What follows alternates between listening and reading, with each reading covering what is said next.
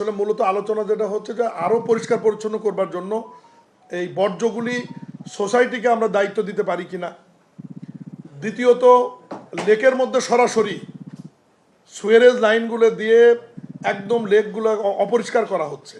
তা আমরা ইতিমধ্যেই গত সেশনে পার্লামেন্টে রাজধানী উন্নয়ন কর্তৃপক্ষ যে সংশোধিত আইন পাশ হয়েছে সেখানে বলা হচ্ছে যে নতুন যে বিল্ডিংয়ের নকশা অনুমোদন করবে রাজুক, সেখানে অবশ্যই সেফটি ট্যাঙ্ক বাধ্যতামূলক করবে যাতে তারা সুয়েরেজ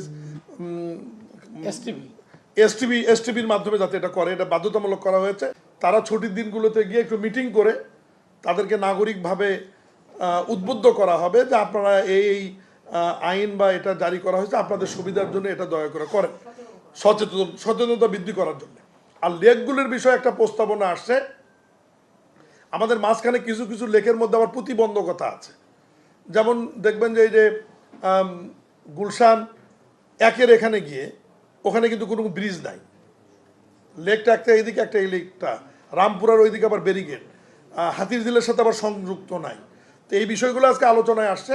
আমরা রাজুককে আজকে হয়তো একটা সিদ্ধান্ত দিয়ে দেবো যে আলাদা ব্রিজ যদি করা লাগে, সৌন্দর্য বর্ধনের জন্য সুন্দর ডিজাইনের ব্রিজ করে পুরো লেকগুলোকে একটা কানেক্টিভিটির মধ্যে নিয়ে এসে লেকগুলোর মধ্যে যাতে ওয়াটার বোট বা বিভিন্ন ধরনের পানি যখন পরিষ্কার পরিণত থাকবে তখন পরিবার পরিজন নিয়ে মানুষজন লেকগুলোর মধ্যে ঘুরতেও পারবে। আর লেকের দুই পারে যে আমরা ওয়াকওয়ে আছে কিছু জায়গায় সেগুলো অপরিষ্কার, এগুলো আরও পরিষ্কার করে ওয়াকওয়েগুলোকে সুন্দর করে এবং ওয়াকওয়ের পাশ দেওয়ার একটু নেটিং ব্যবস্থা করবো যাতে ময়লা মানুষ ড্রপ করতে না পারে লেকগুলোতে।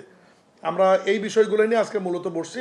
আমাদের স্থানীয় সরকার মন্ত্রণালয়ের অধীনে যেহেতু ওয়াসা সিটি কর্পোরেশন, এই জন্যে স্থানীয় সরকার মন্ত্রণালয়ের পক্ষ থেকে মাননীয় প্রধানমন্ত্রী আমাকে প্রধান করে আবার নতুন করে মত বিনিময় সভা রাজুকের চেয়ারম্যানকে নিয়ে আমরা বসছি। এবং পুরাতন যারা আছে তাদেরকে চিঠি দিতে হবে 6 মাসের মধ্যে যেন তারা এসটিবি বা ওই কি বলে এটা সেফটি ট্যাঙ্কটা করবে আপাতত, আর এসটিবিটা করবে টোটাল টাইম 2 বছর পাবে।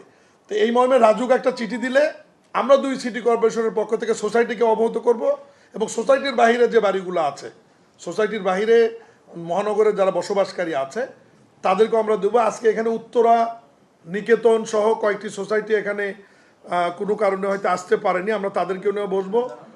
আর এখানে যে সিদ্ধান্ত হচ্ছে যেটা সরকারি আইনকে কার্যকর করবার জন্য আমরা প্রত্যেকটি সোসাইটিতে আমার নেতৃত্বে আমরা যারা দায়িত্বশীল আছি